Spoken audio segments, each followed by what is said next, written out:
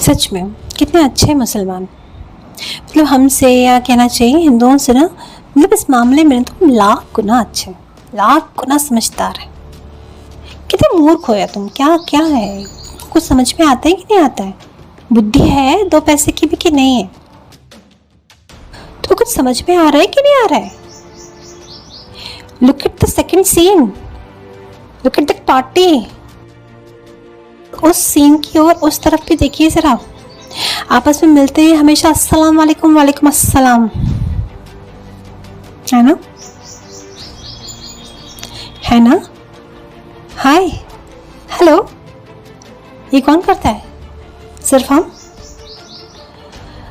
वो जब भी सैल्यूट करते हैं एक दूसरे को, उन्हें ख्याल रहता है कि वो अपने खुदा से जुड़े हुए हैं और खुदा से ही उनको खुद को जोड़ना है और दूसरों को भी जोड़ना है। जब भी एक दूसरे से मिलकर रुखसत होते हैं, आपस से दूर होते हैं, हमेशा खुदा हाफिज, गुड बाय, सी यू, अच्छा मिलेंगे, ये सब कोई नहीं बोलता, सिर्फ खुदा हाफिज। भाई आप कब सीखोगे? कुछ चीज़ें सीखो, यही वो चीज़ है जो इन्हें जोड़ के रखती है। जब भी प्रार्थना होगी सब एक साथ करेंगे और एक जगह पर करेंगे। नमाज एक साथ होगी, एक जगह पर होगी, मस्जिद में होगी, और उसी में सबका आपस में व्यवहार होगा, बातचीत होगी। और यहाँ घर घर में इतने मंदिर हैं, इतनी पूजाएं हैं, इतनी किस्में हैं, और उसके बावजूद भी हमारे अंदर देवत्व नहीं उतर रहा है, हमारे अंदर देवत्व नहीं उतर रहा है, हमारे अंदर बेहोशी आ रही है ना। ना हम बाहर के मंदिरों में समय से जाते हैं, हमारे पास मंदिर बहुत है, एक हो तो मंदिर तो चलेगा, इस चीज़ का फ़ायदा उठाते ना। कोई राम के मंदिर में जा रहा है, कोई कृष्ण के मंदिर में जा रहा है, कोई देवी के मंदिर में, कोई शंकर के मंदिर में, कोई गणेश के मंदिर में, है ना। क्या इनकी आंखें फूटी हैं? इन्हें दिखाई नहीं देता? इन्हें यही तो सब दिखाई दे रहा है, ये सब दिखाई दे रहा है कि देखिए कितना बटे हैं, इनकी हर चीज़ टूटी फूटी है, बिखरी हुई है, कुछ भी एकजुट नहीं है। और यही कारण है कि माइनॉरिटी में होकर भी इतना दुस्साहस के साथ में हमारे ही देश में रहकर हमें आंख दिखा देते हैं। हमारे ही पर्व पर निकलने वाली शोभा यात्रा पर हम पर ही पथराव कर देते हैं। हमने तो आज तक कभी भी इनके मुहर्रम और ताज़ी और जो भी सब होते हैं नाना प्रकार के कार्यक्रम, कभी कोई अड़चन पैदा नहीं करी। हाँ, कुछ पागल ज़रूर चले जाते हैं वहाँ पर भी उनके साथ में, कभी इफ्तार पार्टी बन रही है, कभी दरगाहों पर चादर चढ़ाई जा रही है। ऐसे कितने मुसलमान दोस्त आपके साथ में मंदिरों में आए हैं, और वो बेचारे किस किस मंदिरों में जाएंगे ना, और क्यों जाएंगे? उनकी कुरान में तो लिखा है साफ कि काफिर और काफिरों की जगह में जाना हराम है। हमारे यहाँ तो कभी किसी रामायण महाभारत गीता या किसी भी ग्रंथ पुराण में कहीं कुछ ऐसा लिखा नहीं है। हमारे तो बस ये लिखा हुआ है कि घट घट में राम है।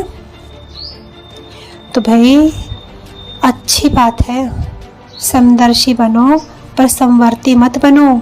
थोड़ा अपनी आंखें खोलो, खुद में संस्कार लाओ, बच्चों में संस्कार लाओ। हाय हेलो गुड बाय से थोड़ा दूरी बनाओ, कुछ ऐसा कल्चर बनाओ जो आपस में एकता और समरसता लेकर आए, और उन्हें भी ये सोचने पर मजबूर करे कि भाई इनके अंदर ये चीज़ अच्छी है। उन्हें हमारे अंदर कोई एक चीज़ नज़र आए तो वो अच्छी लगे। इतनी सारी चीज़ें हैं तो इसलिए उन्हें ना वो चीज़ सच्ची लगती है और ना ही इसलिए अच्छी लगती है। उन्हें वो चीज़ सच्ची नहीं लगती, इसीलिए वो चीज़ अच्छी नहीं लगती। और यही कारण रहा शुरू से कि हमारे ही देश में मेहमान बनकर आते रहे, सारे मियाँ सारे शासक यहाँ पर लूट मचाते रहे और अपनी कौमों को पैदा कर करके यहाँ पर इतनी भीड़ बढ़ाते रहे। और वही भीड़ कम क्या थी, हमारे हिंदुओं को भी जबरन ले जाके उन्हें अपनी ज़ोर ज़बरदस्ती के साथ में धर्मांतरण करा के अपनी कौम में ही जोड़ते गए और भीड़ बढ़ाते गए। शुरू से फंडा रहा है कि हमारा ही धर्म सर्वश्रेष्ठ है, इसी का ही प्रचार प्रसार हो, बोलबाला हो, धरती पर इसी का राज हो। इतनी सी फिलॉसफी है उनकी और बिल्कुल स्पष्ट है, आपको दिखाई नहीं देती, समझ नहीं आता, बिल्कुल ही कान में आपके क्या कहना चाहिए, कानपुर में हड़ताल या आंखों पर पर्दा या दिमाग का दिवाला, क्या है प्रॉब्लम, क्या है? 2 रोटी खाते हैं, बुद्धि है ना मात्र की भी। यहाँ शोभा यात्रा पे ये पत्थर बरसा रहे हैं और तुम इनकी ताजिया और मुहर्रम पर फूल बरसाते हो। ये तुम्हारे मंदिर में पैर नहीं रखते हैं और तुम इनकी दरगाहों पर चादर चढ़ाते हो। यार शर्म आना चाहिए तुम्हें। आप देखिए आए दिन ये कहीं भी जहाँ भी इनकी माइनॉरिटी मेजोरिटी में हो जाती है वहाँ ये मंदिरों में ताले लगवा देते हैं। आरती नहीं होना चाहिए, तुम भोबों पे खड़े होकर अल्लाह अकबर कर रहे हो तो कोई दिक्कत नहीं है, और यहाँ पर घंटी बज रही है या आरती हो रही है तो तुम्हें दिक्कत है।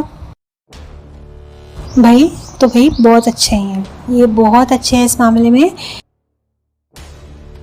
जैसा भी कल्चर है इनका, इससे बड़ा प्रेम है, ठीक है। और उस कल्चर की पहचान और अस्तित्व को बनाए रखने के लिए वो बाकायदा उसके अनुसार चलते भी हैं। वो जानते हैं कि उनका तौर तरीका बहुत गलत है, लेकिन वो ये समझते हैं कि हम जैसे भी हैं खुदा के बंदे हैं, खुदा के नेक बंदे। हमारे खुदा ने ऐसा कहा है कि ऐसा करना है, क्या करें बेचारे ना। ये कुरान में ऐसा लिखा हुआ है ना। और तुम्हारी गीता में क्या लिखा हुआ है कि तुम 50 मंदिरों में अलग अलग भटको, 50 देवी देवताओं से जुड़ो, आसपास के पड़ोसियों से भी मतलब मत रखो, घर के परिजनों में भी फूट रखो, एक दूसरे से ईर्ष्या रखो, ठीक है। जीजे को साला पसंद नहीं, सास बहू की परेशानियाँ, कभी बाप बेटे में लड़ाइयाँ, आपस में तुम लड़ लड़ के मर जाओ और कमज़ोर हो जाओ और फिर तुम कहो कि हमें बाहरी किसी आक्रमणकारी ने हमें दबा लिया। जब तुम्हारे अंदर ताकत ही नहीं बची, एकता ही नहीं, तुम ऑलरेडी ही टूटे फूटे पड़े हो, तो टूटी फूटी हुई चीज़ को और ज़्यादा फोड़ने तोड़ने में क्या दिक्कत चाहती है।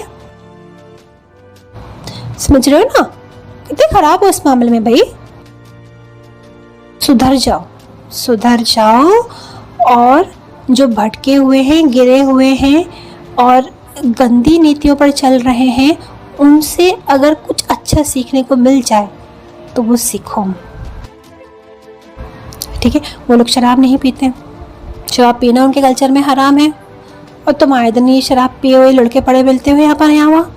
उन्हें पता है भाई कि हम शराब पिएंगे तो हमारा होश खो जाएगा, नहीं रहेगी, होश नहीं रहेगा, क्या करना है क्या नहीं करना, तो अपनी रणनीति कैसे बनाएंगे, संगठन में कैसे रह पाएंगे, कैसे खुद के कल्चर को सिक्योर कर पाएंगे, वो सब समझते हैं इस चीज़ को।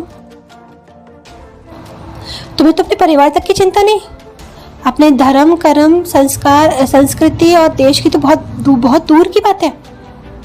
शराब पीकर तुम लड़के पड़े हुए हो, तुम अपना पैसा बर्बाद कर रहे हो, अपना समय बर्बाद कर रहे हो, अपना शरीर खराब कर रहे हो, घर में कलह कर रहे हो, क्लेश कर रहे हो, और कितना ज़्यादा जो बच्चों का एक प्रेशियस उम्र होती है उसको तुम यूं ही जाने दे रहे हो।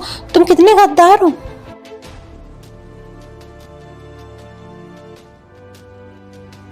तुमसे बड़ा गद्दार कौन हो सकता है। और तुम्हारी इन्हीं कमियों के वजह से ये इस तरह के, भाई एक जहाँ सूरज होता है वहाँ अंधकार का ठिकाना नहीं होता, जहाँ देवत्व होता है वहाँ पिशाच आत्माएं यहाँ वहाँ भटक नहीं सकती। अगर ऐसी पिशाच आत्माएं इकट्ठी होकर हम पर आक्रमण करने में सफल हो पा रही है, इट मीन्स कि हम सोए पड़े हैं, इट मीन्स कि हमारा देवत्व सोया पड़ा है। तो गलत कौन? गलत वो नहीं, गलत हम है, क्योंकि उनका तो काम है ही, असुरों का काम है ही असुरता दिखाना, विध्वंसकारी का काम है ही विध्वंस करना। तुम्हारा काम था सृजन करना, तुम्हारा काम था दिव्यत्व को बरकरार रखकर, सहिष्णुता को बरकरार रखकर एकता में रहना, प्रेम से रहना, और अपनी वीर शक्ति, अपनी तेज शक्ति को संयमित करते हुए संकल्पवान बनना, आपस में प्रेम और संगठन के साथ में, एकता के साथ में रहना। ये तुमने ये सब नहीं किया। कुछ ब्राह्मणों में बट गए, कुछ क्षत्रिय में बट गए, कुछ वैश्य और शूद्र बन गए। उनमें भी आपस में भी प्रेम नहीं। ब्राह्मण का ब्राह्मण से प्रेम नहीं, ठाकुर का ठाकुर से प्रेम नहीं। क्या कर रहे हो? क्यों रोते हो फिर कि हमारे साथ ये हो गया वो हो गया? प्लीज एकजुट हो जाओ। ये व्यवस्था बहुत अच्छी थी, पर आज की डेट में बिल्कुल अच्छी रही नहीं, क्योंकि इसे ज़्यादातर लोगों ने माना नहीं, उस पर वो चल पाए नहीं। बीच में ब्रिटिशर्स का आक्रमण हुआ, फिर ये मुसलमानों का आक्रमण हुआ, बाहरी विदेशी लुटेरे आते गए हमारे भारत में, और हमारी इस व्यवस्था में उन्होंने इतने ज़्यादा छेड़खानी करी है, इतने ज़्यादा मिलावट करी है कि उससे असंतुष्ट होकर कई लोगों ने अपना धर्मांतरण खुद भी कर लिया। जो जोर जबरन के साथ में हुए वो तो हुए, कई लोग खुद ही ईसाई बन गए, खुद ही बौद्ध बन गए, खुद ही जैन बन गए। क्यों बन गए? क्योंकि उन्हें लग रहा था कि ये हिंदुओं की एक ठीक परंपरा नहीं है। तो कुछ कमियां हमारे अंदर भी हैं, जो कमी थी नहीं, लेकिन वक्त हालातों के साथ में वो चीज़ विखंडित हो गई, उसका रूप बदल गया। उसे हमें समझना चाहिए ना। जो चीज़ अपने यथावत रूप में आज नहीं है, उसे अपनाने से बेहतर छोड़ देना चाहिए। जिस चीज़ को अपनाए रख कर हम कमज़ोर हो रहे हो, हम पिछड़ रहे हो, हमारा विरोध हो रहा हो, हमारे संगठन में कमी आ रही हो, ऐसी चीज़ को पकड़े रहने से ज़्यादा फ़ायदा ये है कि उस चीज़ को पूरी तरीके से हटा दिया जाए। बुद्धि खोलें, पारखे बने। हमारे ऋषियों ने जो भी व्यवस्था की है, हम भी ऋषि तुल्य आत्मा बन सकते हैं। अपनी सोच को इतनी प्रखर और इतनी विराट बनाइए तो आप देख पाएंगे कि अब वक्त ये है कि आप अपने उसूलों, नियमों, कानूनों और इस तरह की प्रथाओं से ऊपर उठें। आज पहली ज़रूरत है कि आप अपनी पहचान कायम रखें, और पहचान सिर्फ तभी कायम रह पाएगी जब आप एकजुट होकर रहेंगे। सिर्फ एक व्यक्ति सब कुछ नहीं कर पाएगा। दुनिया बहुत बड़ी है, जनसंख्या बहुत बड़ी है, और हमारे विरोध में खड़ी हुई ताकत भी बहुत बड़ी है। इसलिए उस ताकत से लड़ने के लिए हमें ये साबित करना होगा कि हम सच्चे हैं, और आप सच्चे तभी साबित होंगे जब आप एक साथ खड़े होंगे। आप समझ रहे हैं? इसलिए मिलकर रहिए, एकजुट रहिए, अपनी संस्कृति का सम्मान कीजिए और अपने बच्चों को भी सिखाइए। जय हिंद।